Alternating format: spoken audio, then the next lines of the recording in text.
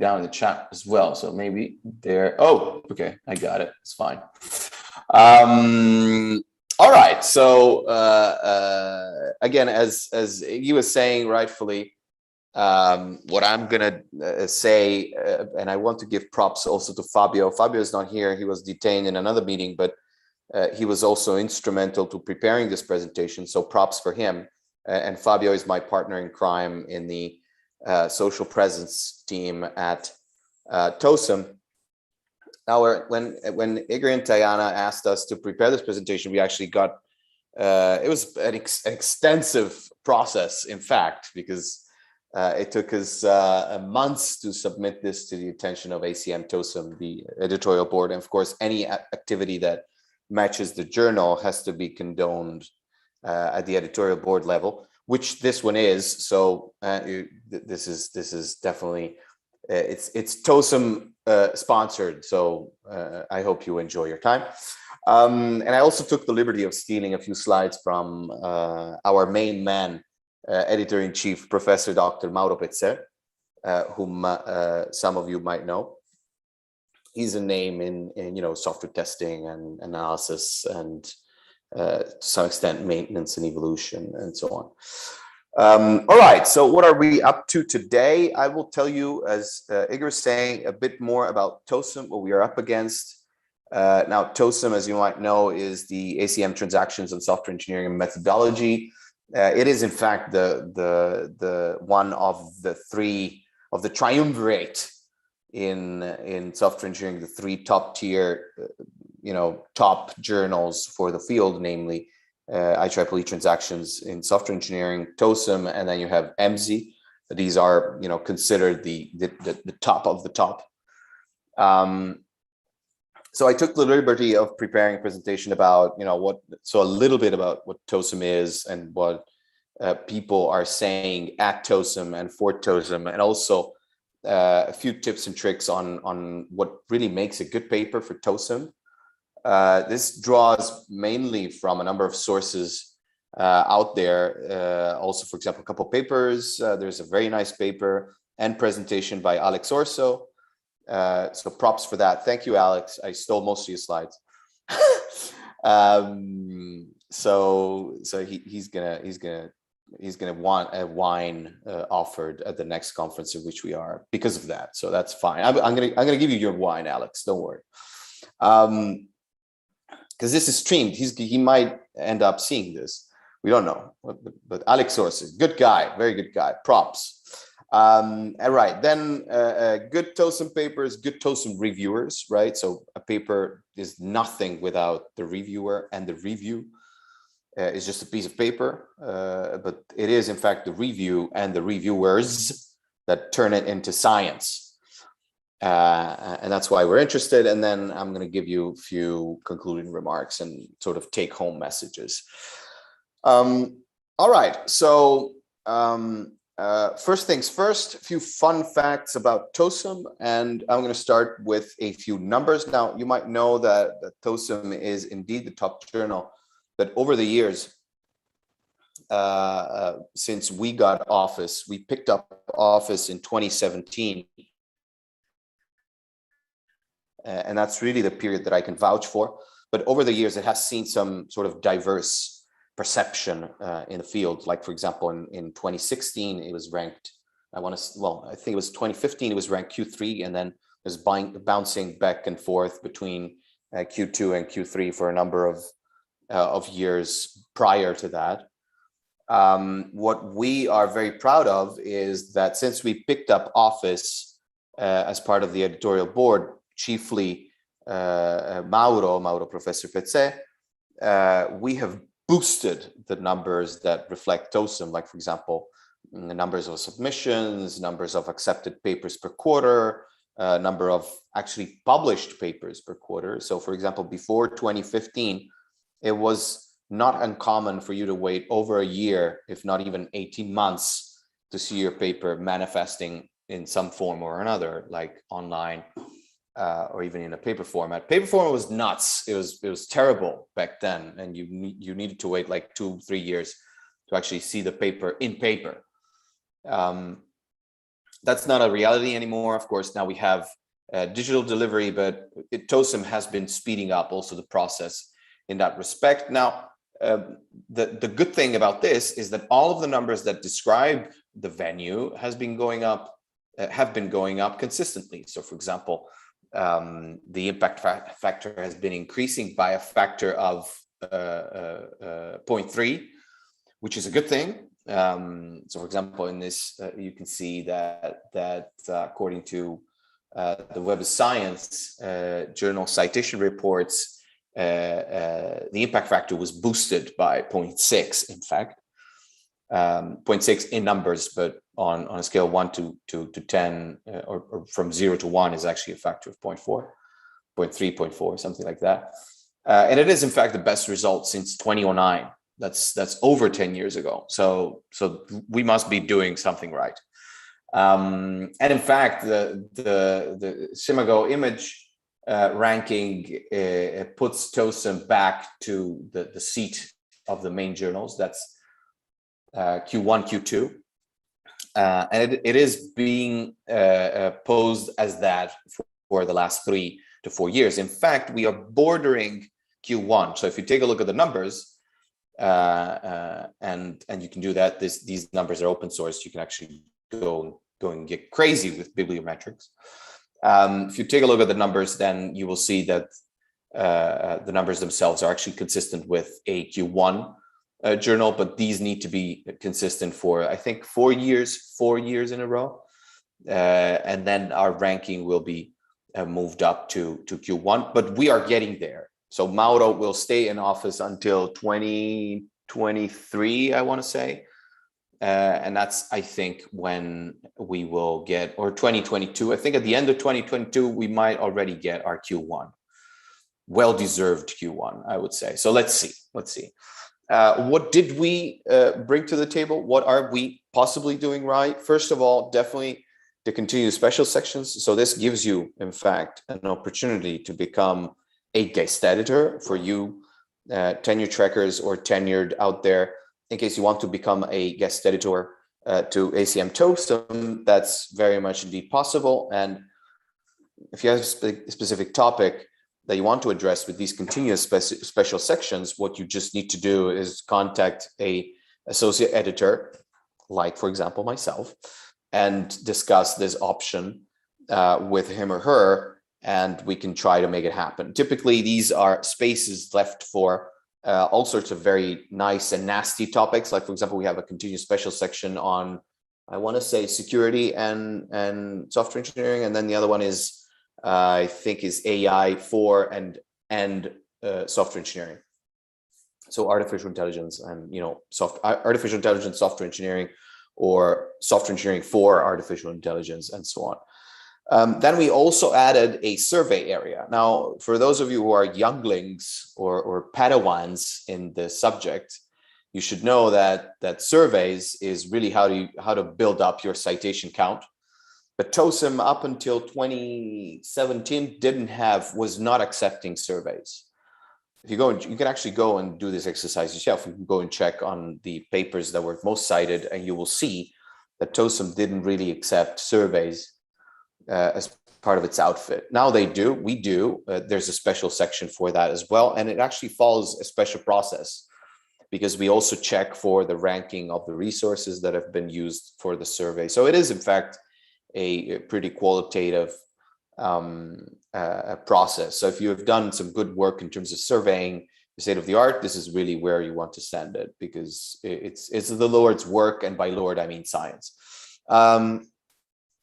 I talked about guest editorial possibilities. That also brought a few numbers extras, and then last but not least, social presence, right? So one of the things that we did together with Mauro was not really savvy in the ways of social presence, and that's really what Fabio and myself brought to the table. We prepared a social strategy document containing all sorts of options and availabilities, including the formation of a team, which is something that is starting its operations just now. So we had a first meeting in, I want to say July. It was June, July. I think Diana might remember better than I did, because I burnt my brains while doing a PhD in Amsterdam, and it's nuts, so I don't remember.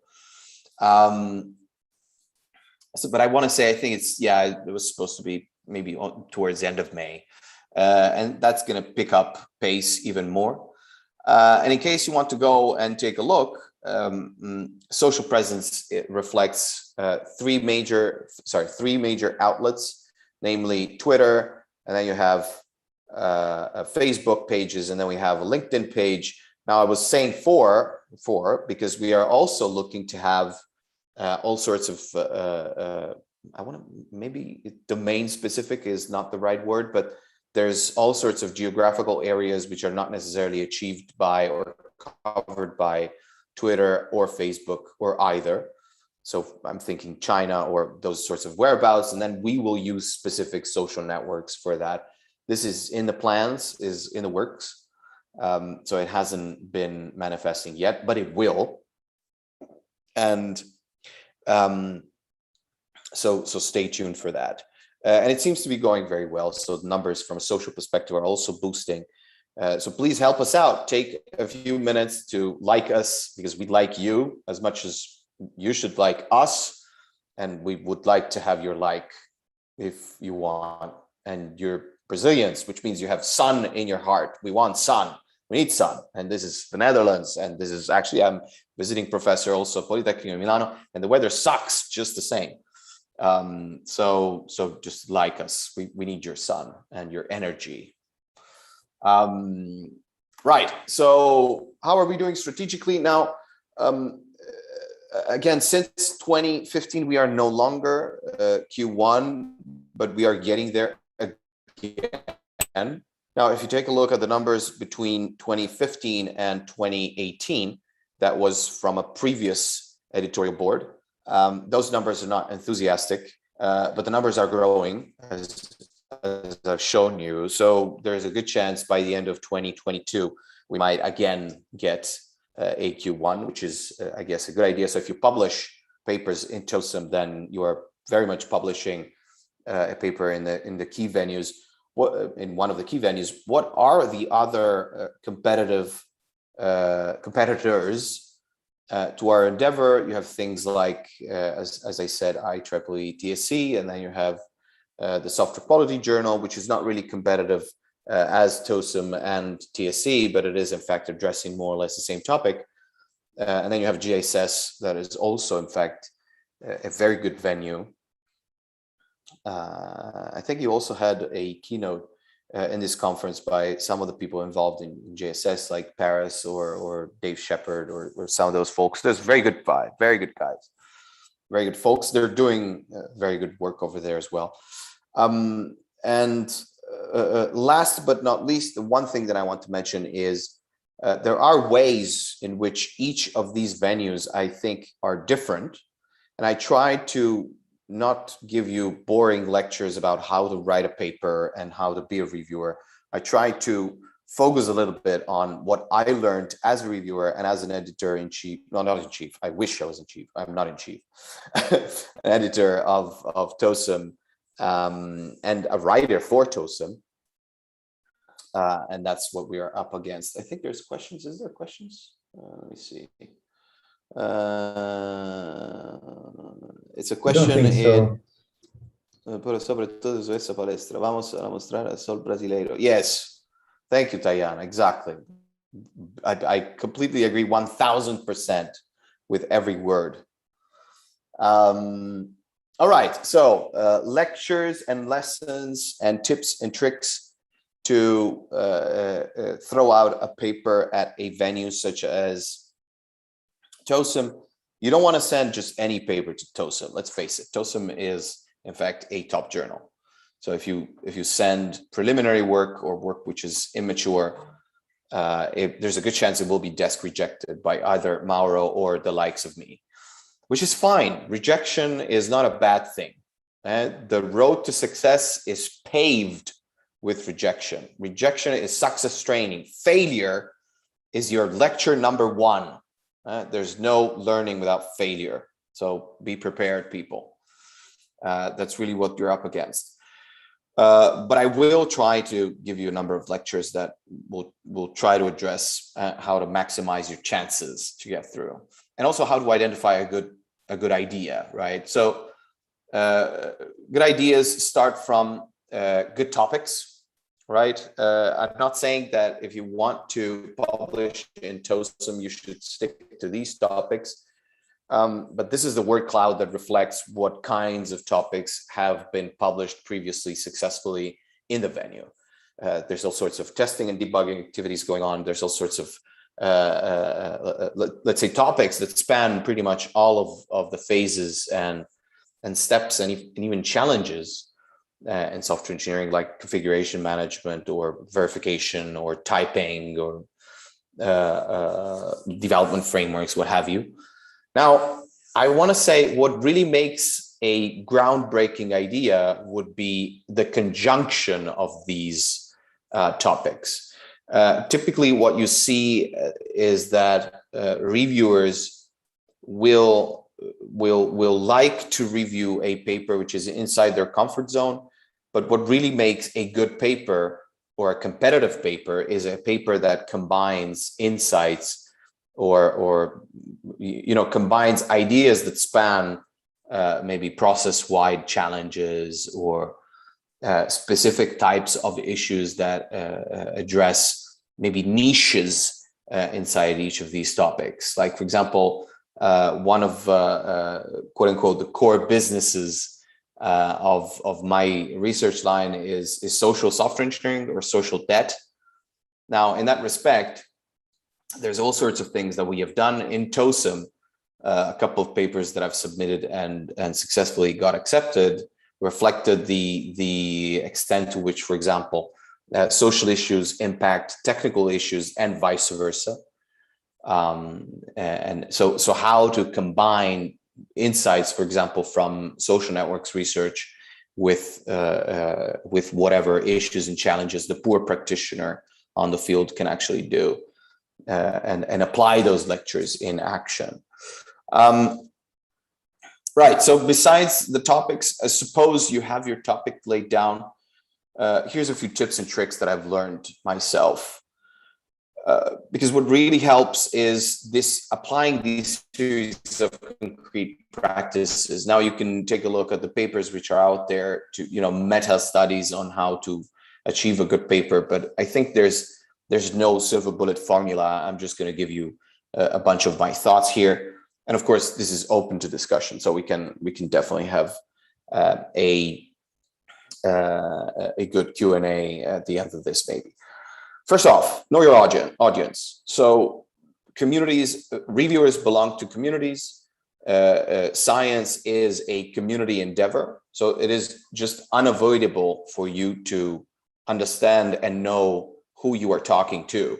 Now, in the scientific discourse, you're talking to means you need to select what kind of hypothetical target community you are leading towards. And you need to be able to understand how the reviewers in that community actually think. How do you do this? It sounds complexer than it actually is. It can be as simple as reading a number of papers from that community, say, for example, ICME for software maintenance and evolution challenges. You read through those papers, you identify what kind of issues and challenges they themselves face when publishing their own papers. You identify the recurrent elements in those papers, and those are the kinds of elements you want to hard code into your own paper. Right, because at the end of the day, you are writing for them. There's a 2 out of 3 chances that if you go and take a look at the ICME community program committee members, some of these will end up reviewing your software maintenance and evolution TOSM paper. So that's really the kinds of people that you want to write for. It is also helpful if you check out their papers and see how they have written what kind of content, right? What they are looking after, what they are reflecting towards. This is a social exercise. This is known as a social engineering exercise, because you need to teach yourself on how to understand the person that you are going to talk to. By the way, social engineering, very nice discipline. Go and Google it up. There's all sorts of nasty stuff out there. I guess the question, however, that you want to answer at the end of this exercise is, who's most likely to cite my work? This is how you really choose your community, right? Suppose you have a social software engineering endeavor going on. The kinds of communities that you might target are, for example, Kai, or even CSCW, or the SACE track of ICSI, what have you. So you have these sorts of strategic venues that you need to take a look into. And there's nothing wrong with not starting to write a paper before you actually do this, right? Second question, where can you get the most needed feedback? Now, keep in mind that the scientific discourse and the horrible process of peer review has one key tenet, that there's one thing that you need to ensure that you get when you submit a paper. You want to ensure that you get decent feedback.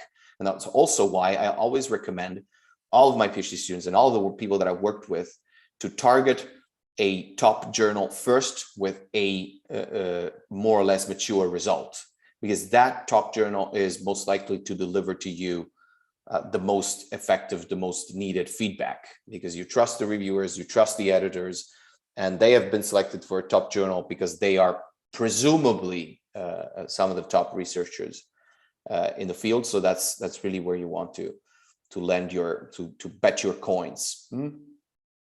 Because feedback is really what this is all about. This is not about acceptance at a personal level.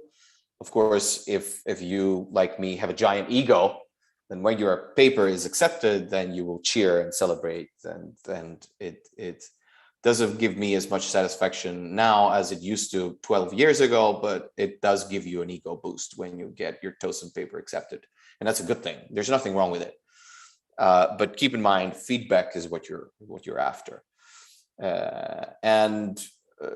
So again, where can you get the most needed feedback? That's really where you want to put your coins after. Third question: suppose you have an idea for the paper, you have fleshed it out, you have prepared it, you have done the exercises entailed in point 1 and 2. There goes the selection of the editor, or the selection or who is out of the editorial board likely to maintain or address the editorial process for my paper. What are these people looking after? What are these people doing, right? So the editor has or deserves as much attention as the paper, and choosing the paper and writing the paper for a specific type of community. Because keep in mind, the editor can be either your best friend or your worst enemy. And you're not into this discipline to make enemies. Again, you're after the feedback, so you really don't want to write a paper that does not address the typical types of approaches or research that any one editor in the editorial board would likely look at. So again, communities are important. Communities are made by people. People in this field are editors, reviewers, and yourselves. So know yourself, I guess, know the reviewers, know the editors, right? So this is definitely, I guess, the take-home message in all of this. Moving on, did you think of the methodological aspects? Because this is something that people actually tend to forget. Now, one of the arguably distinctive characteristics between TOSM and TSC or other papers for that matter is that there is in fact an inflection on methodology and how to reapply specific results in action, possibly in industry, for example, or from a more practical perspective. Now, in this case, there's all sorts of disciplines that would avail, right? Even if you assume that there is no methodological aspect to your research, you should think again, because there's all sorts of disciplines like, for example, method engineering. Method engineering is a giant discipline out there that stems from design science and all sorts of other engineering disciplines, like industrial engineering, for example, industrial design even, that essentially puts forth methods and approaches to reverse engineer a methodology from whatever you have done. Now, this is an exercise that essentially amounts to building yet another contribution for your paper, right? And to some extent, this is really something that people don't think of, but it can really make your paper more ready to submit to TOSM. So in that case, you want to ask yourself, what kind of methodological aspects of my research exist, if any? If there's none, then really make sure that there's none, and go check the literature and the state of the art in things like method engineering, for example, and find them. And then you have all sorts of questions connected to this. So, for example, what would the practitioner benefit from, or what would he or she be able to reproduce? To what extent is the paper, in fact, reproducible in the first place? What benefits are there in reproducing which part of the methodology and in which context, for example, and so on. So this would make also, I would say, a rich discussion section. And then moving on, one tip that I've learned over the months and years, there is a tendency to assume that if you have more on a paper, that means it's a better paper.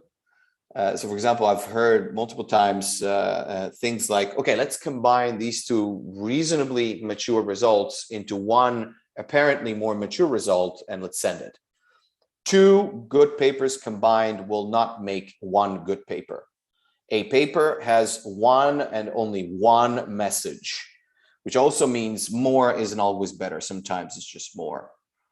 Now, the fact that TOSM doesn't have a page limitation, and of course it does, because there's an implicit suggested limitation, which is, I think, 35 pages, if I'm not mistaken, but it's single column. So that would be 12 to 15 double column pages, depending on, pictures and things like that. So unlimited pages doesn't really mean that more is better. Again, length is often neglected, and yet it is one of the first few things that the editors ourselves actually do go and look at. Because if it is an extremely long paper, then super senior researchers will very much, statistically, they will very much most likely not accept the review, or just, decommission it to lower ranking academic practitioners, which is also what you don't want, because what you really want is for skilled researchers to look at your paper and give you the best possible set of feedback. So you've been warned. I'm not going to say it again. I'm not going to say it again. You know what they say: if you are warned, then you're halfway to safety, or something like that. How do you shorten it up? How do you ensure a winning structure? This is a peer review process, and by peer review, you can play the peer reviewer as much as the actual reviewer will do the same role play. You go and check similar papers. You go and check similar table of contents. Again, you reflect on what the community is looking after. You reflect on what characteristics these people will take a look at. Now, what does similar mean? It means, in fact, for example, go to the Automated Software Engineering Conference, or go to IEEE TSC and take a look at what they are doing, and take a look at the kinds of input that they are expecting, in fact. And last but not least, besides length and what have you, all of the other lectures and the tips and tricks that I've given you, response letters. Now, there is somewhat of an art in response letters. Response letters, I want to say, are one of the key separators between what makes a rejection into an acceptance. what is the role of the response letter? Essentially, here you are supposed to show that whatever my editorial decision has put forth is addressed by you and your modifications to the paper. Now, I would say a successful response letter persuades the reviewers and the editor that the paper didn't really need a second round of review after all. And there's a very good chance that if you do your job right, then your persuasion exercise will convince the good editor to not even send it into review in the first place. So us editors, we need to check the response letter. And in fact, we do. Of course, this also means that there's a good chance that it will eventually be double checked by at least one or two reviewers. But what you want to ensure is that your response is decisive on the type of changes, highlights what is major and what is minor. There's nothing wrong with being honest about minors. Cosmetics are minors. So again, addresses the major revision as a major revision, and says something also on top of improvements. A response to the editors and to the reviewers is not only addressing what feedback they have given you, but if you find weak points or something which is implicit in the reviewers, it is always a good pro to add to the paper even additions, right, on top of what was originally there. Things that can clarify, for example, or things that can elaborate more, or even additional discussions, or even a methodology section, wink, wink, wink, wink, what have you, right? So really something that strikes as a major addition to what you have set against the reviewers and editors for judgment. Again, what you are supposed to do, what your job is really to help the editor here, right? Because the poor editor sometimes is faced with rereading 30 or 40 pages of manuscript and rereading through the response letter, making sure that each tip and trick has been addressed, and and every nook and cranny has been juiced up in the right way. But one thing that you should take into account, a major revision is a contract between yourself and the editor and reviewers, right? So if you can prove to me that you have addressed to the best of your possibilities the comments of the reviewers without necessarily agreeing always to the reviewer, if you have valid facts or arguments to disagree, then by all means do disagree. But if you can convince me that those changes actually address what you are setting forth, then I will accept your paper right away. I will not even send it for another round of review. I mean, it is in my best interests to make sure that very good research reaches the audience as soon as possible. So in principle, I'm on your side. But first of all, I'm on science side, and science is a woman. She's demanding, but she is knowledgeable in the ways of the world. So we need to be humble at her presence and make sure that we address her concerns, if you will. We are ministers of science up here. So we are on your side, but we are on science's side first. So she knows. She is the ruler.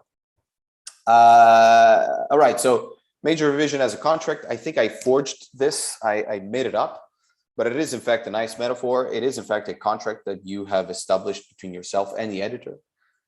So keep in mind that you really need to address the contract clauses, because if you don't, then there's a good chance your paper will eventually be thrown in the rejection bin, which is not something you want. Oh, is there questions? I see my chat here is popping up. Let me see. Let's see. Are there questions? Let me see. Do you have any data on reviewers changing their decision from reject to exception after author's rebuttal? Rodrigo is asking. I think I don't. I mean, I personally don't, and I was checking in my mind whether the online system has availability for that data. I think there's a way to figure it out. Yes, I can look into that. I've never looked into that. It happened to me only once or twice in my 2-year mandate up to now. And typically what I do, if there is a major change in decision, so major change, like major revision, reject, then I mean, if it's something serious and I go check it myself, then I might strike up a conversation with the reviewers, and so you know, a different discourse channel with the reviewers is also something that has happened to me in the past. Yes, so it's not like the reviewer's judgment is absolute. My judgment is absolute, in the sense that you, once you get your rejection notification, you can actually come back to me or Mauro, and we can also open up a discussion and look into that, right? So I guess the answer to your question is, I don't have that data, but the data is at least partially available because I have a history of the decisions of the reviewers. And of course, there's reviewers that I contact more often and things like that. It is not common. It is very much not common. One of the things, so spoilers, there's a bit of, there's a couple of notions about this, but I will delay further elaboration on this question later on, because I want to mention a couple of things about how TOSM also works in that respect. And we are getting there, because reviewers is a material that is very, very short and hard to come by. Good reviewers are, in fact, very hard to come by. Now, actually, this reflects on Rodrigo's question. So what TOSM has is a pool of reviewers. We have what is known as a reviewer board. A reviewer board is essentially like the editorial board. Formally, they are not members of the editorial board, but they are reviewers which participate in the operations of the journal, and they are regularly invited for reviews. Typically, these are people that have been active in the field or in one part of the field for about 5 to 7 years. So they are very much knowledgeable. They are maybe typically young and upstarting.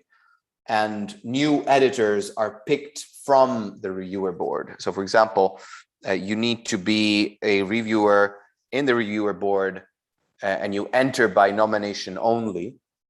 And you need to be a reviewer for at least 3 years before you can get handpicked as a new editor. Because, you know, that's cutting your teeth, that's building your career, let's say, inside the journal. That's really what I did as well, by the way. So yeah, that's really your path out there. And so that's really what you want to go and look to.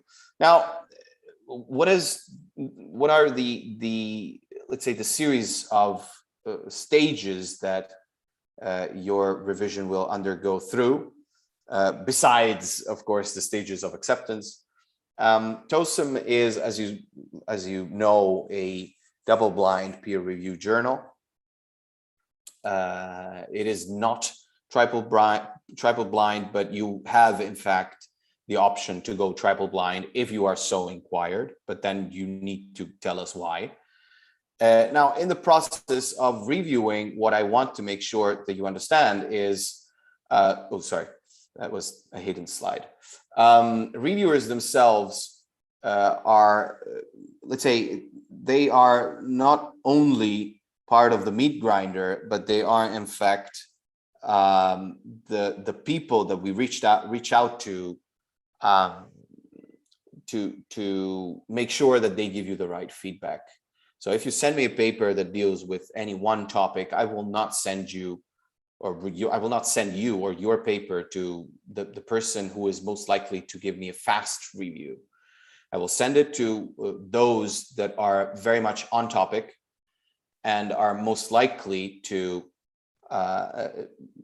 telling me, the editor, whether or not your core topic is really worthy of ACM TOSM, but also give you insights on how to make it ACM TOSM ready.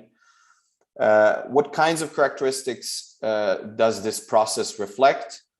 First of all, good reviews are not short; they are factual. So if you find issues on papers, you want to point out these facts. You want to select maybe pieces of the state of the art that reflect those facts, or even numbers, or even insights from your own practice if you're a practitioner, that would help making a better paper out of the entire shenanigan. Also, a good review has context.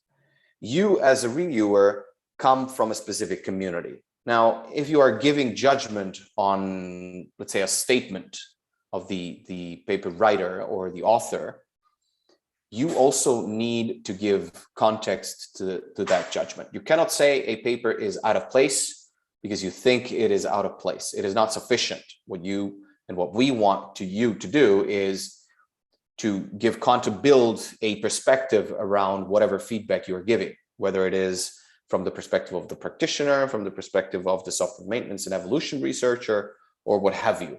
Because your role as a reviewer, at the end of the day, your review needs to contain advice. The review is not a source of judgment, is not a document that contains ground truth. It is a document that is supposed to help a brother out. It's supposed to give insights on what would make the next version of this paper or that paper a better version.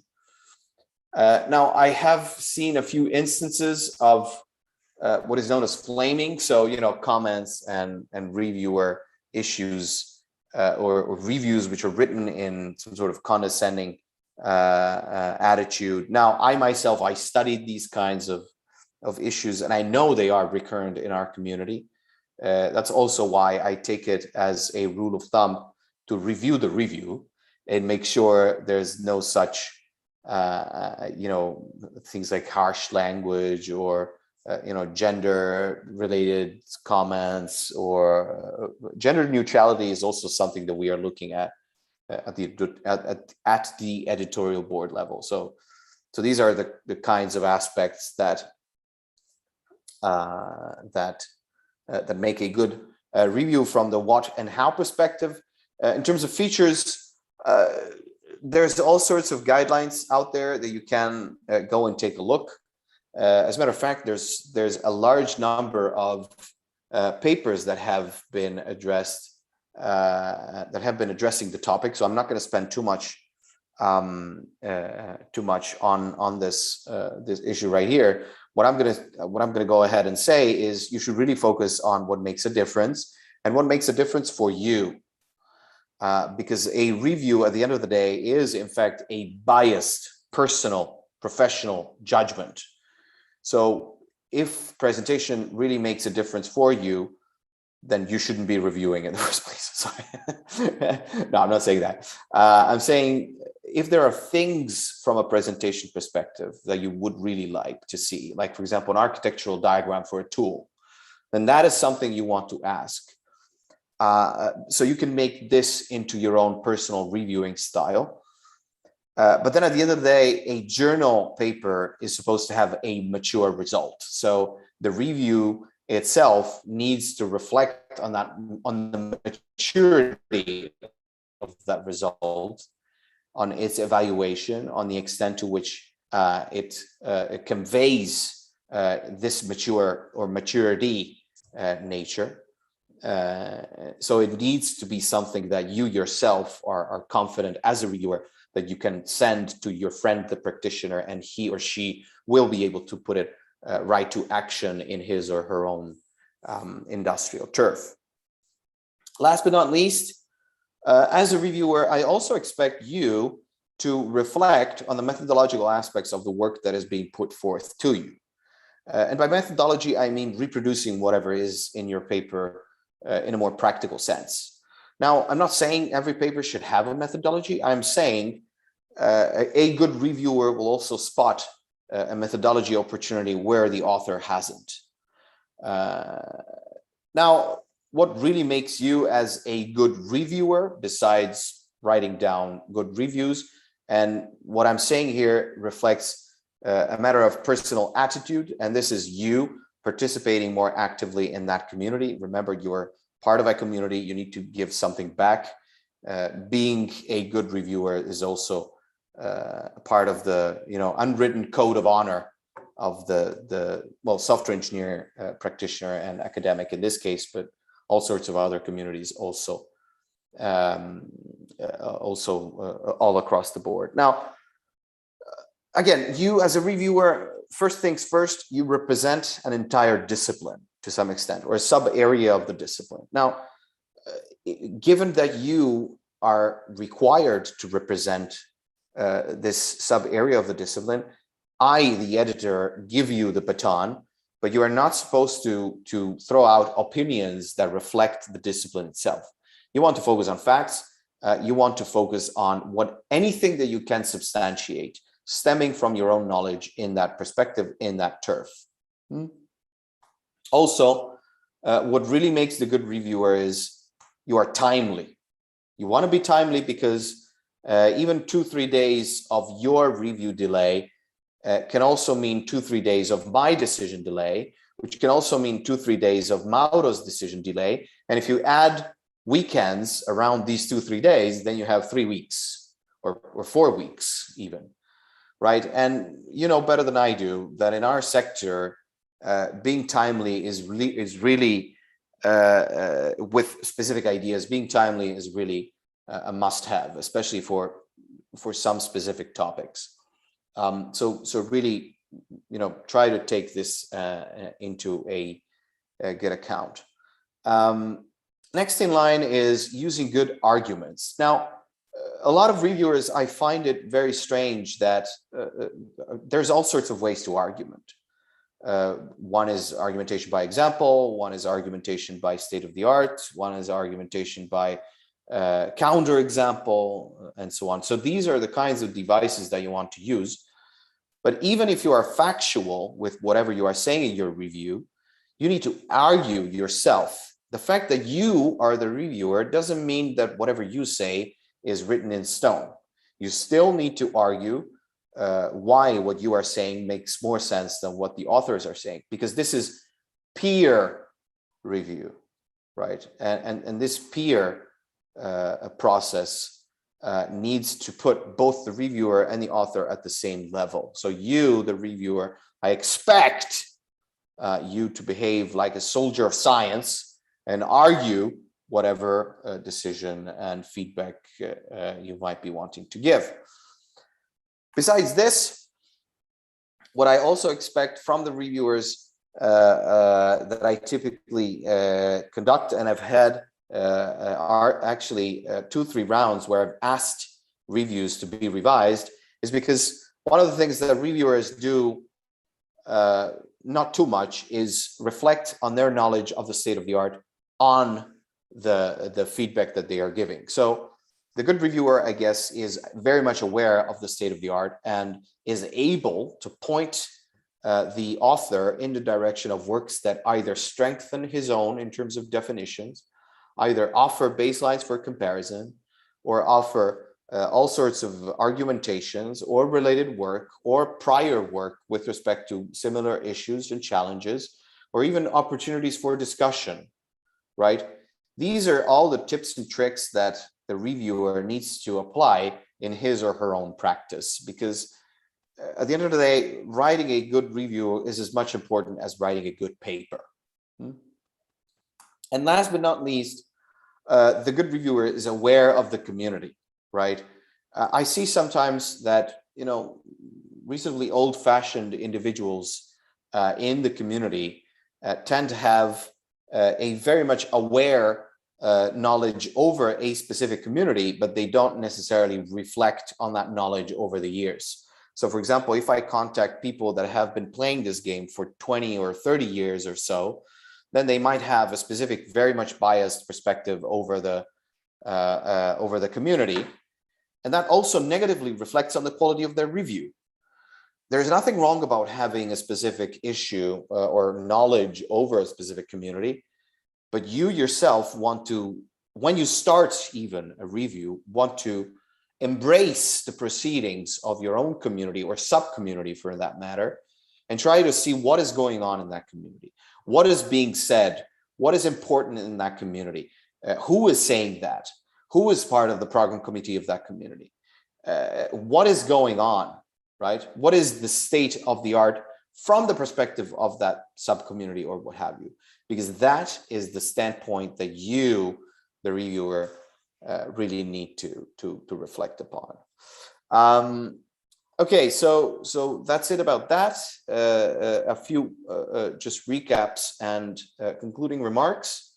That is really my end of the line, more or less. So I'm open to nice discussions, but I will give you a number of take-home messages. Take-home message number one: ACM TOSM is beautiful. It's one of the best journals out there.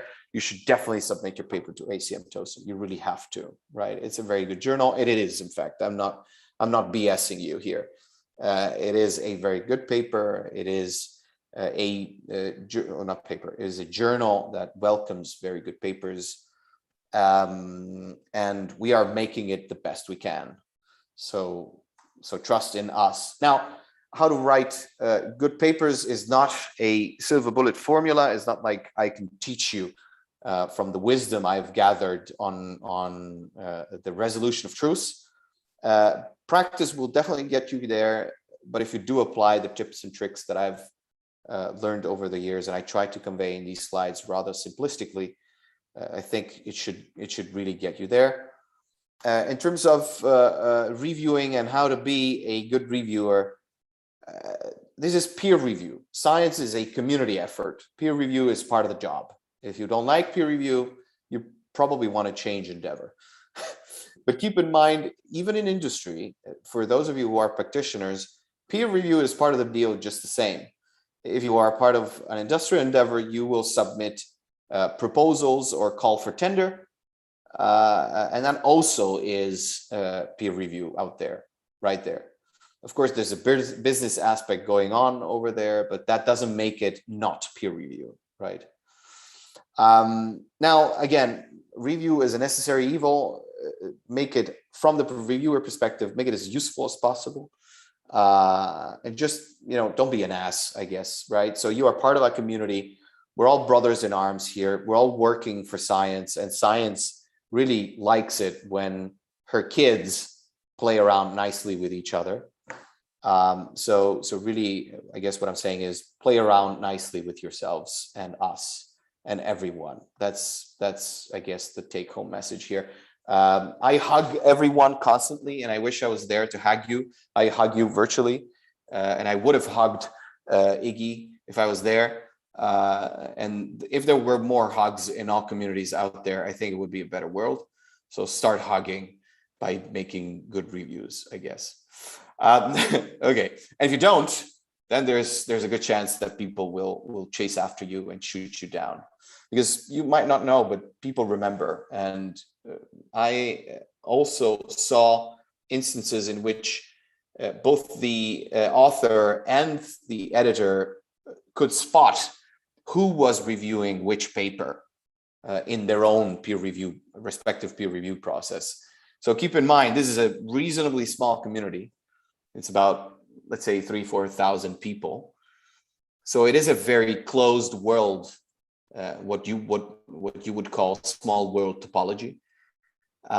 So keep in mind, people can, in fact, actually chase after you. So you shouldn't start by making enemies in the community, I guess. That's what I'm saying.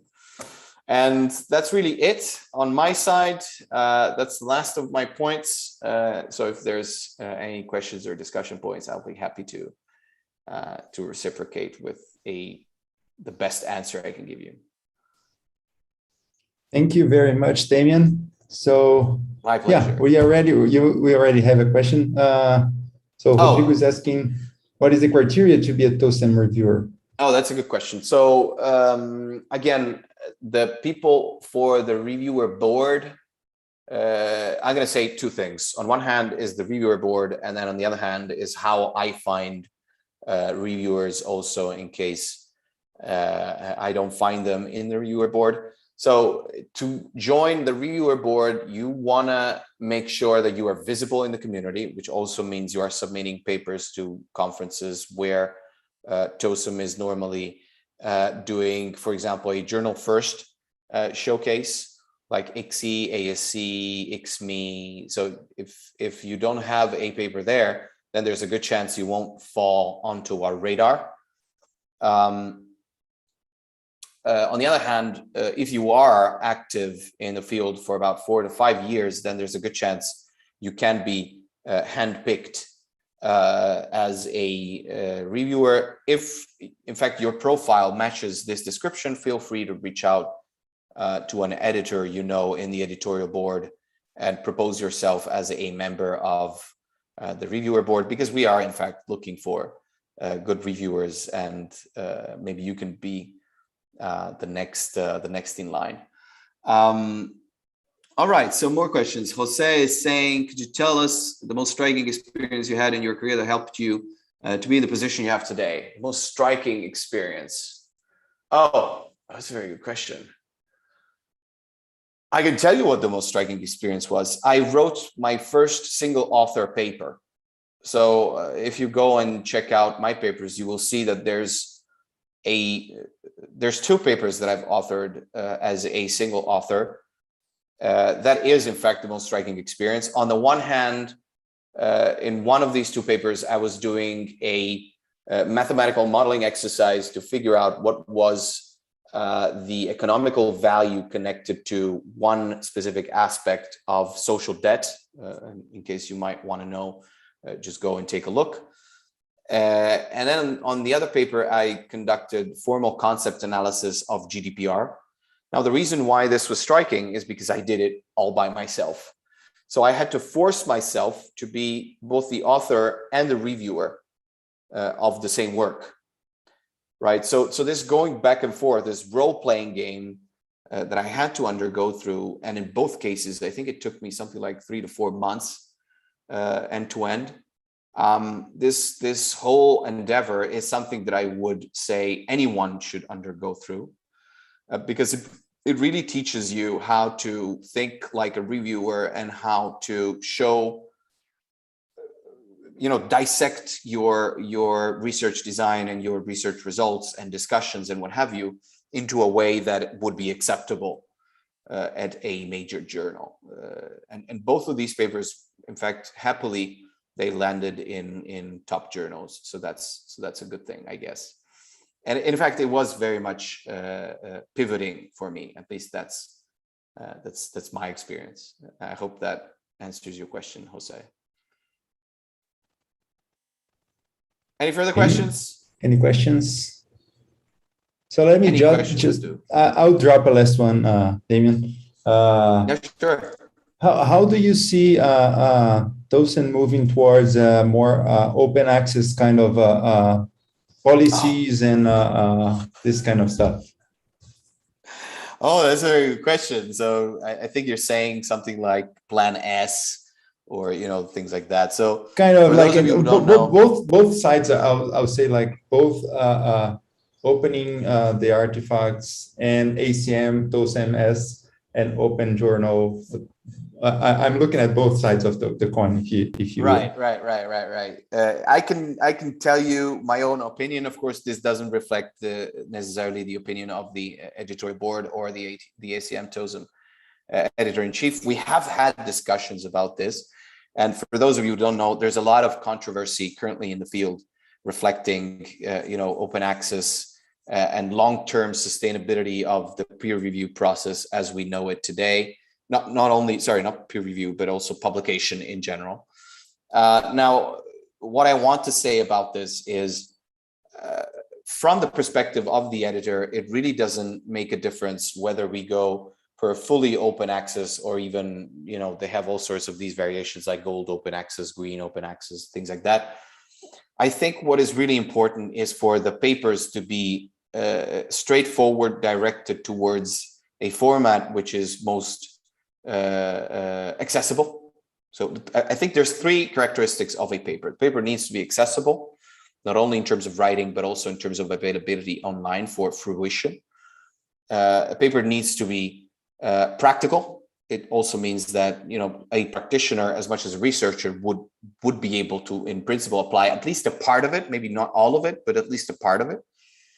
And a paper needs to be impactful, which also means that there has to be an area in which, or a community beyond software engineering in which that work provides an impact, whether it is society or industry or what have you. Now, in terms of open access, I think the biggest thing I frown upon or against is the fact that these three aspects are not taken into account. It's only money, right? At the end of the day, even IEEE, I'm a member of the board of governors of IEEE because I'm the vice chair of the technical activities committee. And as part of that role, wearing that hat, or actually not wearing that hat, I'm taking the hat off from that role. I know that IEEE is really looking to reduce the costs while maintaining or even increasing the types and numbers and fruition of publication. But this is science, so it's not really a matter of costs, right? And there's all sorts of options. So for example, Archive, which is this beautiful tool that you can use for self-archiving. Archive can in fact welcome open access submissions to TOSM, to TSC, to whatever. All they need to do is really strike a discussion with those people at Archive and, you know, get the discussion going. I guess that's really that's really the perspective I have. There's not enough discussion on this. I guess does that answer your question, Iggy? Yes. All right. It's a complex endeavor. Yep, I know. That's why I would like to. I threw at you. Yes, I think let's bump into each other into the next conference where we can join forces, and then let's definitely have a beer and discuss this. By the way, I also met the guy that was behind Plan S. Plan S is the plan for European Union to move to a completely open access model, in which case, in principle, I wouldn't be able to submit to TOSM because TOSM isn't completely open access. Or if I would, then I would have to pay the costs for going open access, which is quite a lump sum. It's like 1,000 or so, depending on the amounts of pages. So that's nuts. And yeah, it's a complex problem. We can discuss a bit more. We should, in fact. Yep, great, Damian. Any further questions? A great pleasure to have you here. My pleasure. Yeah, I thought it was fun. I hope I try to make it as fun as possible, and I hope you guys enjoyed it. It was good for me. So I think for most of the people here as well. So it's good to have someone from the other side of the force, you know, joining when we are here in Latin America countries, and PhD students, master students do not know that we can be that close to people on boards and whatever. So it's good to hear straight from the source. So thank you very much. It was really fun and really informative. Excellent. Glad you liked it. Okay, fair enough. Hey. In that case, I will leave you to it and take care. Be good. Thank you, Damian. Bye-bye. Bye, everyone. So let's move ahead with the program. So Adrica, you can go ahead and introduce our next speaker. Okay.